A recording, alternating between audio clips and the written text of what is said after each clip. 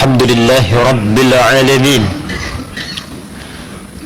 اللهم نحمدك حمدا كما علمتنا أن نحمدك ونشكرك شكرا كما علمتنا أن نشكرك أنت المقدم وأنت المؤخر بيدك الخير إنك على كل شيء قدير نشهد أن لا إله إلا الله وحده لا شريك له ونشهد أن محمدا عبده ورسوله الذي لا نبي بعده اللهم فصل وسلم وبارك على هذا النبي الكريم الرسول الأمين نبينا وسيدنا محمد وعلى آله وصحبه أجمعين وذرياته وأمته إلى يوم الدين أما بعد فيا عباد الله أحباب الله وأحباب رسوله صلى الله عليه وسلم أوصي نفسي وإياكم بتقوى الله فقد فاز المتقون فلا تموتن إلا وأنتم مسلمون فقال تعالى يا أيها الذين آمنوا اتقوا الله حق تقاته ولا تموتن إلا وأنتم مسلمون Hadirin jamaah Jumat rahimani wa rahimakumullah. Mengawali khutbah ini, khatib ingin mengajak kepada diri pribadi dan kita semua tanpa kecuali untuk meningkatkan ketakwaan dan syukur kita kepada Allah Subhanahu wa taala. Alhamdulillah, di antara sekian hamba Allah yang masih berkehidupan sampai detik ini, kita yang masih memiliki kemampuan untuk beriman kepada Allah Subhanahu wa taala. Alhamdulillah, di antara sekian hamba Allah yang mengaku dan menyatakan dirinya beriman kepada Allah, kita yang masih memiliki kemampuan untuk membuktikan keberimanan itu dengan menunaikan ibadah salat Jumat berjamaah di tanggal 17 Dzulhijjah 1446 Hijrah. Semoga Jumat kali ini dijadikan oleh Allah Subhanahu wa taala Jumat yang mulia dan berkah untuk kita semuanya. Hadirin, seperti diketahui bahwa saat Allah menciptakan manusia dalam keadaan sempurna tampilan fisiknya, laqad khalaqnal insana fi ahsani taqwim, aku tegaskan, aku jamin bahwa seluruh manusia itu dicipta tampilan fisiknya secara sempurna yang desainnya sesuai dengan aktivitas dan kemaslahatan hidupnya. Bersamaan dengan kesempurnaan fisik ini diberikan pula kesempurnaan potensi-potensi sifat dan kemuliaan dalam hidupnya. Maka turunlah kemudian sebagai penguat Al-Quran surah ke-17 di ayat ke-70 itu. Walaqad karramna bani Adam. Kesempurnaan fisik menggunakan laqad, kesempurnaan dari sifat dan potensi kebaikannya menggunakan laqad, lafaz yang sama. Dan aku tegaskan, aku yakinkan ada jaminan potensi kebaikan yang melekat pada diri setiap manusia itu, anak cucu Adam. Aku telah muliakan dengan keagunganku seluruh anak cucu Adam itu. Bersamaan dengan kemuliaan fisik ini dan potensi kemuliaan perilaku yang kelak kita kenal dengan nama akhlak itu, Allah penciptanya disebut Khaliq, satu-satunya Tuhan yang dalam firman-Nya di kitab suci menyebutkan dirinya Khaliq hanyalah Allah Subhanahu wa taala. Didapatkan di dalam Al-Qur'an surah ke-15 Al-Hijr di ayat ke-28. Wa idz qala rabbuka lil malaikati inni khaliq.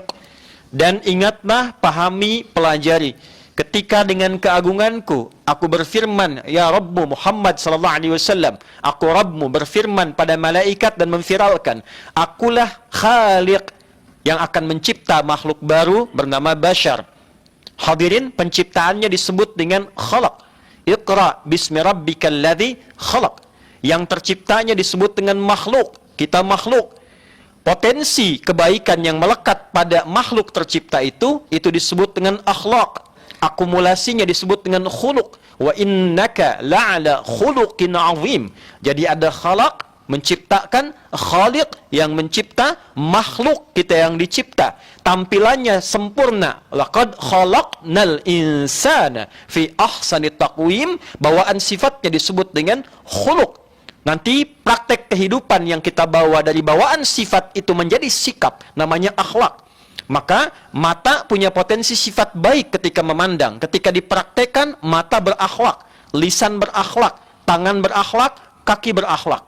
Untuk menjaga kesempurnaan sikap dan sifat ini, maka diturunkanlah oleh Allah panduan. Yang dengan panduan itu memandu seluruh bagian tubuh kita sehingga tampil dengan kesempurnaannya. Fisiknya sempurna dalam bersikap, akhlaknya sempurna pula dalam menampilkan sifat. Maka dengan itulah, karena pedoman ini begitu penting, maka diturunkanlah ia di waktu yang istimewa, di momentum yang istimewa, di hari yang istimewa, di bulan yang istimewa. Dan diperingatilah setiap keistimewaan itu, bahkan setiap pekan, dan sekali selama sebulan dalam setahun.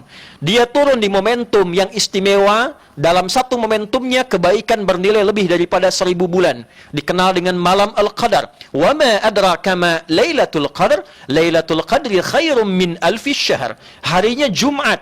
Kemudian menjadi Sayyidul Ayyam, penghulu para hari. Dan dengan alasan itulah salah satunya kita menunaikan ibadah Jumat untuk memuliakan panduan kehidupan ini dan mengingatkan bahwa itu penting untuk menata dan meniti jalur kehidupan kita yang baik dan terarah. Kemudian bulannya dinamakan dengan Ramadan.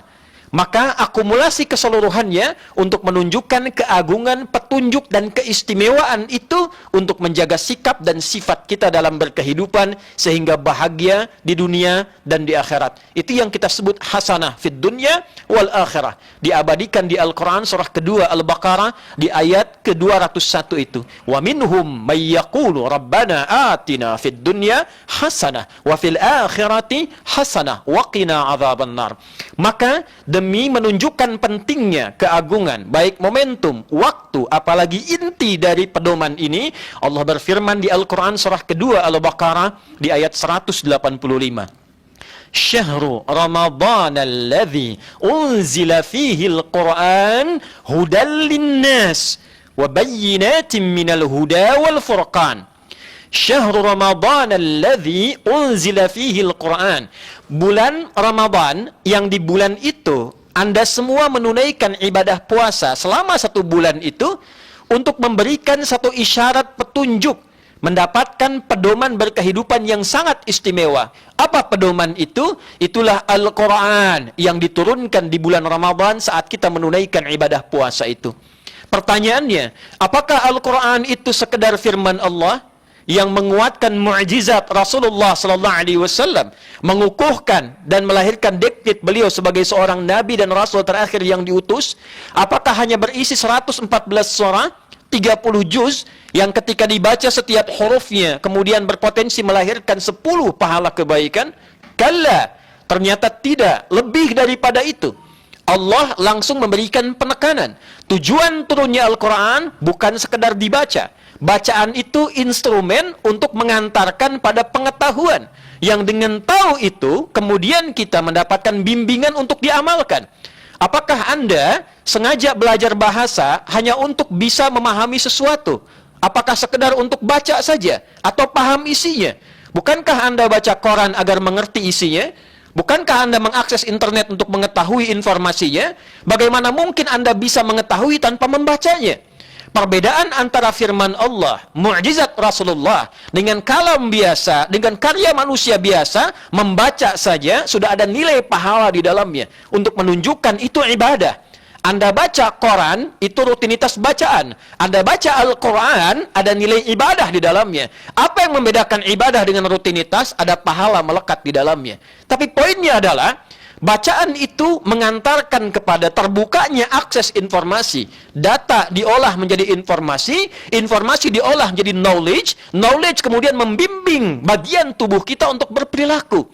Nah, semua akumulasi itu disimpulkan oleh Al-Quran dengan satu kata saja. Hudan namanya. Hudal linnas. Perhatikan perbedaan antara penegasan di dalam Al-Quran bagi setiap wahyu berupa kitab yang diturunkan pada setiap nabi sebelum Nabi Muhammad sallallahu alaihi wasallam, baik bentuknya suhuf, lembaran-lembaran, ataupun langsung disatukan menjadi kitab, pedoman yang dibawa berkehidupan. Nabi sebelum Nabi Muhammad sallallahu alaihi wasallam, seluruh bentuk akumulasi panduannya itu hanya diarahkan membimbing umat tertentu saja, regionnya saja, di lokal domestiknya saja. Nabi Musa alaihi salam diutus untuk komunitas namanya Bani Israel, tidak luas. Maka ketika diturunkan Taurat kepada beliau, dibatasi Taurat itu hanya untuk Bani Israel. Quran surah ke-17 misalnya, ketika kita dapatkan di ayat yang kedua, wa ataina Musal kitaba wa ja'alnahu hudal li Bani Israel. Dan kemudian kami berikan satu penunjuk legalitas Musa itu seorang rasul. Apa bedanya rasul dengan manusia biasa? Diberikan wahyu kepadanya, akumulasinya kitab. Hudan, ini kitab jadi pedoman berkehidupan. Untuk siapa? Umat Musa saja, Bani Israel. Demikian pula dengan Injil di Al-Maidah, disebutkan hudan li Bani Israel. Demikian pula dengan Zabur pada masa Nabi Daud alaihi salam, untuk umatnya saja. Nabi Ibrahim dapat suhuf untuk umatnya saja. Tapi perhatikan dengan Al-Quran, bagaimana Allah menegaskan hudal linnas, untuk setiap manusia, bukan hanya melintasi zaman setelah nabinya wafat. Risalahnya tetap abadi untuk menunjukkan dan menegaskan ini rasul yang terakhir. Pembuktian kitabnya tidak ada perubahan dari sejak diturunkan sampai dengan akhir berkehidupan, sampai kembali kepada Allah. Silahkan, Al-Quran langsung menantang. Tidak ada satupun kitab suci di muka bumi ini yang menantang pada pembacanya. Silahkan buktikan keaslian saya. Silahkan cek, silahkan analisis sampai Anda temukan kebenarannya. Dan disitulah kemudian dengan indahnya mengatakan, kalau Anda yakin silahkan beriman, belum yakin itu pilihan Anda sendiri. Lakum dinukum waliyadin. Di mana ada kitab yang menantang pembacanya, silahkan Anda buktikan, cek kebenaran saya, kata kitabnya. Datangkan semua potensi yang Anda bisa lakukan. Kalau Anda yakin ini firman Tuhan, beriman, itu pilihan Anda. La ikraha fid din. Tapi kalau Anda nggak beriman pun, lakum dinukum waliyadin. Resiko Anda tanggung saat pulang kepada Tuhan yang hak. Tapi lebih daripada itu, apa yang ingin ditegaskan dalam Al-Quran itu? Seluruh isinya adalah pedoman kita berkehidupan sebagai manusia, melintasi zamannya. Kitabnya Taurat sekarang sudah tidak didapatkan. Injil masih banyak dicari tentang orisinalitasnya, perdebatannya, di validitas, dan seterusnya. Validasi menunjukkan sulit menemukan versi aslinya dalam tutur bahasa yang disampaikan oleh Nabi Isa alaihi salam. Zabur, cari sampai sekarang, di mana Anda temukan? Al-Quran untuk menunjukkan ini abadi, pedomannya abadi, lintas zaman, maka pembuktiannya adalah kembali kepada kita dengan keyakinan bagaimana kita bisa menerima itu untuk diamalkan dalam kehidupan. Kesimpulan pertama, Allah menurunkan Al-Quran bukan sekedar jadi kitab bacaan yang dibaca. Tapi statement pertamanya 114 surah. Dari Al-Fatihah sampai dengan An-Nas, 30 juz, 6.236 ayat, lebih dari 52.000 kosakata ada di dalamnya. Seluruhnya adalah solusi kehidupan kita. Semua persoalan kehidupan yang kita alami, rangkaian solusinya, itulah petunjuknya ada di dalam Al-Quran. Maka dipraktekkan oleh Nabi SAW, diberikan tempat oleh Allah di titik yang terendah. Allah tidak mengutus Nabi Muhammad di Romawi yang sudah maju, memiliki kemegahan kekaisarannya. Tidak juga di Persia, yang juga memiliki kemegahan kekaisarannya. Di sini ada Imperium Romawi, di sini ada kekaisaran Persia. Diapit di tengah-tengahnya ditemukan sebuah kota tandus, yang air pun sulit didapatkan, masyarakatnya titik terendah. Disitulah Nabi diutus, diturunkan Al-Quran. Apa tujuan utamanya? Untuk menunjukkan kebenaran Al-Quran, supaya kelak tidak ada orang mengatakan, oh pantas maju umatnya Muhammad sallallahu alaihi wasallam, turunnya di Persia yang sudah maju, turunnya di Romawi. Maka Allah pilihkan Mekah yang titik nadir perilakunya terdapat di situ. Penjahat paling rumit ada di situ, pemabuk ada di situ, pezina ada di situ, pembunuh ada di situ. Sehingga disebut dengan jahiliyah. Yang diturunkan bukan tongkatnya Nabi Musa alaihissalam. Yang diturunkan bukan mukjizatnya Nabi Isa alaihissalam. Yang diturunkan Al-Quran untuk membuktikan bahwa ketika Quran itu diamalkan dalam kehidupan, terjadi perubahan bukan hanya personal, bukan hanya komunal, tapi menata kehidupan sosial dengan berkemajuan dan mencerahkan. Melahirkan generasi emas. Dan dibawa kemanapun, selalu tipikalnya membangun peradaban yang memajukan. Silahkan Anda cek. Orang-orang yang tadinya kasar, belajar Quran menjadi lembut. Orang yang tadinya rakus menjadi dermawan. Orang yang tadinya tertinggal menjadi maju ke depan. Orang-orang yang tadinya lekat dengan kriminal, sekarang orang-orang yang paling baik yang dikenang sepanjang zaman, melintasi zamannya. Siapa yang kenal dengan Umar bin Khattab sebelum masuk Islam? Bagaimana perilakunya? Bagaimana kemudian Abu Dzar Al-Ghifari? Bagaimana kemudian Khalid bin Walid? Silahkan gali setelah mereka masuk Islam. Berapa kekayaan Uthman sebelum masuk Islam? Berapa kekayaannya setelah mengamalkan Quran? Berapa kekayaan Abdurrahman bin Auf sebelum belajar Quran? Berapa dibandingkan setelah dia belajar Quran? Dipakai apa kekayaannya? Dipakai apa kedudukannya? Kurang hebat apa menaklukkan Afrika? Kurang hebat apa masuk ke Eropa? Sampai kemudian datang ke Yathrib yang tertinggal ekonominya, jauh perilakunya, konflik hampir 200 tahun dari dua suku besar Aus dan Khazraj, selesai dalam durasi yang sangat singkat, jadi bersaudara. Tiba-tiba jadi suasana kota, ekonominya stabil, berubah jadi suasana kota yang sangat mencerahkan. Sial di lingkungan pada masa itu. Kalau ada orang baik di kota itu, kalau ada orang hebat di kota itu, kalau pasar yang jujur di kota itu, maka yang tadinya tertinggal disebut Yathrib, maka berubah menjadi suasana kota yang mencerahkan. Dalam bahasa Arab disebut Al-Madinah Al-Munawwarah. Dibawa ke Eropa, maju. Dibawa ke Asia, maju.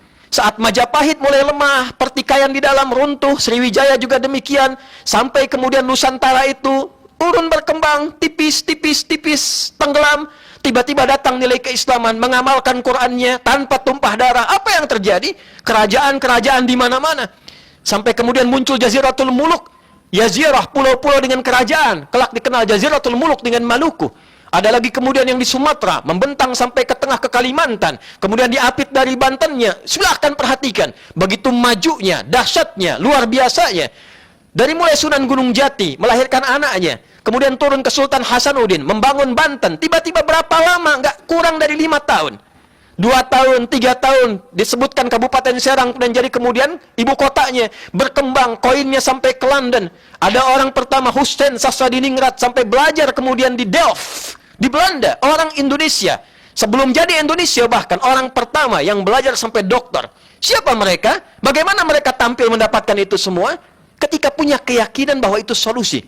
Dipraktekkan oleh Nabi kurang lebih selama 20 tahun. Dicatat, dikembangkan, diingat oleh generasi awal. Karena ingatannya bersih. Noda-noda dosanya sepi, tipis, hilang. Sehingga ingatannya kuat. Jarang mereka mencatat. Punya murid tabi'in, mulai dicatat, mulai didokumentasikan, dikumpulkan oleh para ulama setelah hadis, setelah itu dengan ilmu hadis. Maka dalam ilmu hadis, dibukukan panduan-panduan itu, ayatnya apa, hadisnya apa, prakteknya bagaimana, dibuatlah tema. Maka muncullah yang kita kenal dengan kitab-kitab hadis. Kitab Sahih Al-Bukhari bukan sekedar hadis dari Nabi ini apa, bukan saudara. Diberi nama Al-Jami' As-Sahih Al-Musnad Al-Mukhtasar min umuri Rasulullah sallallahu alaihi wasallam wa sunanihi wa ayyamihi. Ini kumpulan tema kehidupan, solusi masalah kehidupan kita yang dihimpun berdasar petunjuk Nabi, isinya tidak bertele-tele, langsung ini topiknya apa, ayat yang terkait apa, hadisnya apa, ditempatkan di bab apa, dan inilah keseharian Nabi dalam mengamalkannya. Maka ketika Anda berinteraksi dengan Sahih Al-Bukhari, didapatkan 97 topik. Ada topik Anda, anaknya, saudaranya, kerabatnya yang masih sekolah, namanya Kitabul Ilmi. Keluarkan topik tentang pengetahuan. Apa ayat tentang pengetahuan? Maksud ayat itu apa? Hadisnya bagaimana? Prakteknya seperti apa? Jadwal belajar kapan? Menghafal kapan? Memahami kapan? Bagaimana kita paham tanpa lupa? Itu sampai didesain melahirkan orang-orang hebat, begawan pengetahuan, yang bahkan ada yang menguasai bahasa dalam 3 hari. Ada orang menguasai setelah itu di bidang ilmu pengetahuan yang kompleks. Betapa banyak kita dengar cerita, tapi tidak sedikit yang mendengar itu punya pemahaman untuk meniru orang yang pernah sukses di masa lalu itu. Saudara, ada bab tentang bisnis namanya Kitabul Buyu'. Anda silahkan perhatikan, siapapun yang berbisnis menerapkan konsep itu tidak pernah kembali modal. Semua selalu untung. Bahkan Barat berusaha menggali, meneliti, memakai itu dan menghilangkan nama nilai-nilai keislamannya. Hanya untuk menggali bagaimana kehebatan konsep di dalamnya. Kenapa kita tidak keluarkan ayatnya? Anda pebisnis, sekian lama berbisnis, pernahkah mengeluarkan ayat-ayat dalam Al-Quran tentang bisnis? Pernahkah melihat hadis-hadis Nabi SAW tentang prakteknya? Saudara, itu nilainya, panduan. Zamannya boleh berbeda, tapi ketika nilai itu diamalkan dalam kehidupan, jaminannya 100%. Anda manusia menjamin, Anda percaya. Ini Allah memberikan janji. Masa kita tidak percaya? Nabi memberikan contoh. Kalau tidak percaya ditanya di mana keimananmu. Demikian di dunia pendidikan, di dalam rumah tangga, di dalam konteks kehidupan, dalam pemerintahan, dalam etika kehidupan kita. Semuanya ada. 97 topik di Al-Bukhari saja. Belum Imam Muslim. Belum kemudian kitab sunan untuk mengumpulkan masalah ibadah. Itu solusinya. Jadi kalau saat ini tidak digunakan, dan digunakan kemudian yang lain, dalam konteks Anda ingin belajar, itu pilihan. Tapi ketika punya masalah, jangan mengeluh kepada Tuhan. Ya Allah, saya punya masalah begini. Ditanya balik sama Allah. Lalu kenapa ketika saya beri solusi, kamu nggak pakai? Kamu pakai yang lain. Ketika punya masalah, ngadunya sama saya. Saya pakai, berikan kepada engkau bimbingan, berikan kepada engkau pedoman, engkau tidak gunakan. Kata Allah, jangan konsumsi ini. Anda konsumsi juga. Dengan pertimbangan menurut pengetahuan begini. Pengetahuan yang masih kemudian divalidasi kembali. Ini berkata A, ini berkata B, sudut pandangnya banyak. Allah yang menciptakan kita, tahu tentang kita, ini ada manfaatnya. Tapi bukan buat kamu. Ini fungsi diciptakan untuk yang ini. Kalau kamu makan, kamu sakit. Dimakan juga. Begitu dimakan, kemudian mengatakan, ya Allah, sembuhkan saya sakit. Saya sudah berikan kamu petunjuk. Kenapa kamu langgar? Inilah yang kemudian terjadi dalam kehidupan. Dilarang bermaksiat, dikerjakan maksiat. Dilarang zina, dikerjakan zina. Jauhi LGBT, dikerjakan LGBT. Diminta tinggalkan judi, dikerjakan judi. Diminta jangan mabuk, kerjakan mabuk. Diminta jangan berselisih, masih berselisih juga. Diminta jangan bohong, masih bohong. Diminta tinggalkan hoax, masih mengerjakan hoax. Dan ketika mendapatkan akibat dari perbuatan itu, kemudian mengatakan, ya Allah, salah saya apa? Jumat inilah yang kembali menyadarkan kita, setidaknya mari kita kembali kepada Al-Quran. Dengan cara yang benar. Tidak akan pernah bertentangan dengan nilai-nilai kehidupan kita. Karena ini perintah yang diturunkan oleh Allah. Nggak mungkin bertentangan dengan konsep manapun. Karena semuanya baik. Apalagi di negara kita, alhamdulillah, dijamin oleh undang-undang. Negara menjamin kemerdekaan tiap-tiap penduduk untuk memeluk agamanya masing-masing dan beribadah menurut agama dan kepercayaannya itu. Pasal 29 di ayat yang kedua. Dan tidak akan mungkin bertentangan. Tidak akan mungkin. Malah difasilitasi. Sholat, kita disiapkan musolanya, masjidnya, kesepakatannya. Mau haji, bahkan sekarang dibuat BP hajinya. Mau zakat, ada basnasnya. Malah difasilitasi. Tinggal pertanyaannya, dari sekian orang zakat itu mengerti nggak dengan fikih zakat? Sekian orang sholat dengan banyak masjidnya, ratusan ribu, musolanya, paham nggak tentang bacaan yang kita kerjakan dalam sholat? Jangan-jangan selama ini rukuk, sujud, nggak ngerti yang dibaca. Bagaimana sholat bisa mencegah perbuatan keji dan mungkar, sementara yang dibaca itu tidak dipahami? Kenapa dulu orang baru baca Al-Fatihah langsung jadi baik? Kenapa Ali bin Abi Thalib dengar azan langsung bergetar? Kenapa Abu Bakar As-Siddiq dengar takbir langsung gemetar dan menangis? Karena tahu isinya. Betapa kita hidup belasan puluhan tahun untuk sekedar Al-Fatihah saja belum sempat punya waktu untuk menggalinya. Saudara, Jumat ini dikatakan berkah. Berkah itu artinya ziyadatul khair wastimraruhu. Bertambahnya nilai kebaikan dan konsisten menjaga itu sampai wafat. Maka cara untuk baik, kembalilah kepada tuntunan yang telah Allah berikan, contohkan, dan dipraktekkan dalam kehidupan. Tidak ada sejarahnya.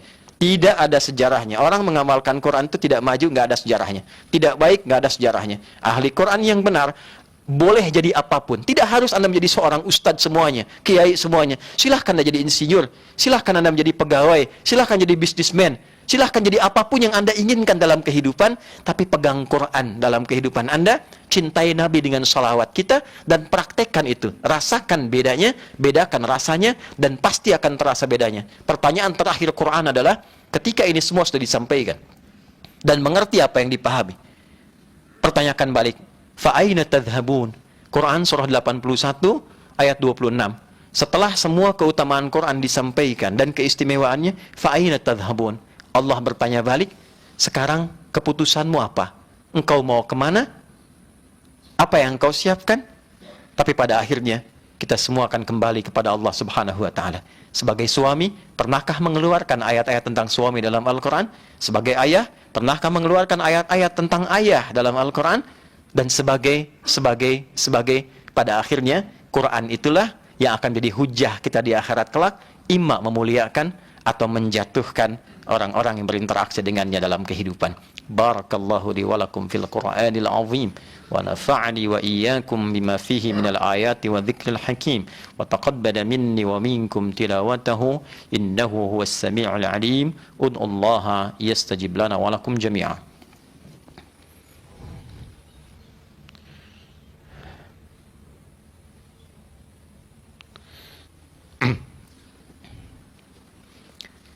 Alhamdulillah wassalatu wassalamu ala rasulillah nabiyyina wa sayyidina Muhammad ibn Abdullah wa ala alihi wa sahbihi ajma'in wa man walah amma ba'd فيا عباد الله أحباب الله وأحباب رسوله صلى الله عليه وسلم أوصي نفسي وإياكم بتقوى الله فقد فاز المتقون فلا تموتن إلا وأنتم مسلمون فقال تعالى يا أيها الذين آمنوا اتقوا الله حق تقاته ولا تموتن إلا وأنتم مسلمون.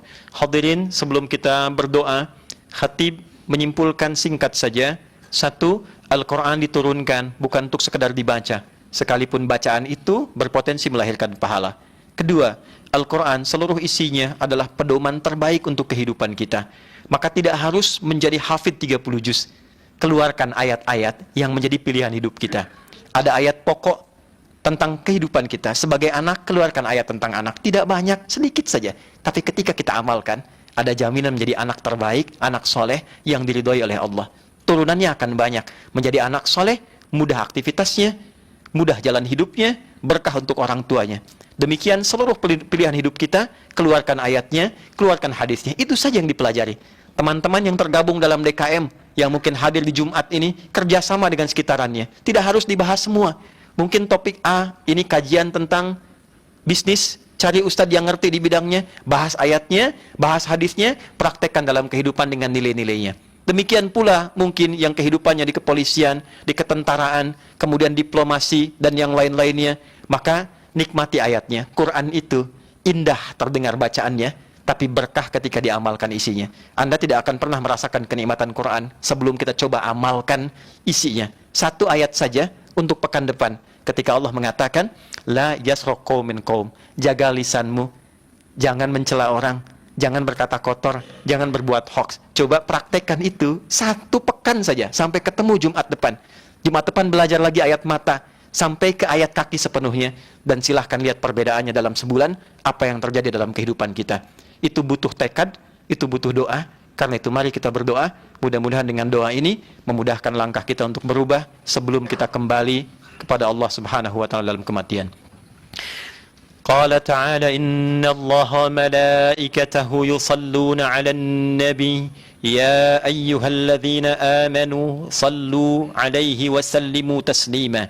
اللهم صل وسلم وبارك على هذا النبي الكريم الرسول الأمين نبينا وسيدنا محمد وعلى آله وصحبه أجمعين وذرياته وأمته إلى يوم الدين. اللهم نحمدك حمدا شاكرين حمدا ناعمين حمدا يوافي نعمه ويكافئ مزيده. يا ربنا لك الحمد ولك الشكر كما ينبغي لجلال وجهك الكريم ولعظيم سلطانك. اللهم صل وسلم وبارك على حبيبك الكريم رسولك المصطفى الأمين نبينا وسيدنا محمد وعلى آله وصحبه أجمعين. اللهم اغفر للمسلمين والمسلمات والمؤمنين والمؤمنات الأحياء منا والأموات إنك سميع قريب مجيب الدعوات ويا قاضي الحاجات. ربنا لا تدع لنا في مقامنا هذا ذنبا إلا غفرته. Ya Allah, jika ada pendosa di Jumat ini, jangan biarkan ia meninggalkan Jumat ini kecuali Engkau telah ampuni seluruh dosa-dosanya. Wala hamman illa farajtah, jika ada yang tengah merasakan kegelisahan, jangan biarkan ia meninggalkan Jumat ini kecuali Engkau telah tenangkan keadaan hatinya. Wala dainan illa qadaitah, jika ada di antara kami yang terluput oleh utang piutang, terhimpit dan sulit hidupnya oleh utang piutang, maka limpahkan rezeki kepadanya untuk melunasi utang-utangnya. Wala asiran illa yassartah, jika ada di antara kami yang tengah mengalami kesulitan, apapun apapun itu dengan keikhlasan Jumatnya, mohon angkat dan hilangkan segala kesulitannya. Wala maridan illa syafaitah, jika ada di antara kami atau kerabatnya, koleganya, ya Allah, yang diuji dengan penyakit seberat apapun, maka dengan keikhlasan Jumatnya angkat, hilangkan segala penyakitnya ya arhamar rahimin. Allahumma hafadz biladana Indonesia waj'alha baldatan thayyibatan wa anta tardaha. Ya Allah, mohon jaga dan cintai negeri kami Indonesia, satukan dalam kebaikan, wahfad umara'aha waj'alhum udala liyukhaffifu hisabahum yaumal qiyamah, dan mohon berikan hidayah kepada para pemimpinnya di level manapun agar bersikap adil dalam seluruh kebijakan dan keputusannya yang meringankan hisab mereka di hari kiamat kelak. Allahumma hafad ulama'ana waj'alhum mukhlashina lakad-din. Ya Allah, mohon jaga para ulama kami, ikhlaskan dalam berdakwah, satukan untuk mencerahkan umat, jauhkan dari perpecahan. Allahumma barik lana ya Allah fi umurina kulliha waj'al baqiyata hayatina hayatan thayyibah wa akhir wafatina husnul khatimah. Ya Allah, berkahi hidup kami di sisa hidup kami setelah Jumat ini ya Allah. Mohon bimbing kami untuk bertobat, jadikan sisa hidup kami lebih baik dari sebelumnya, dan kalaupun kami wafat, mohon jadikan wafat kami husnul khatimah. Rabbana atina fid dunya hasanah wa fil akhirati hasanah wa qina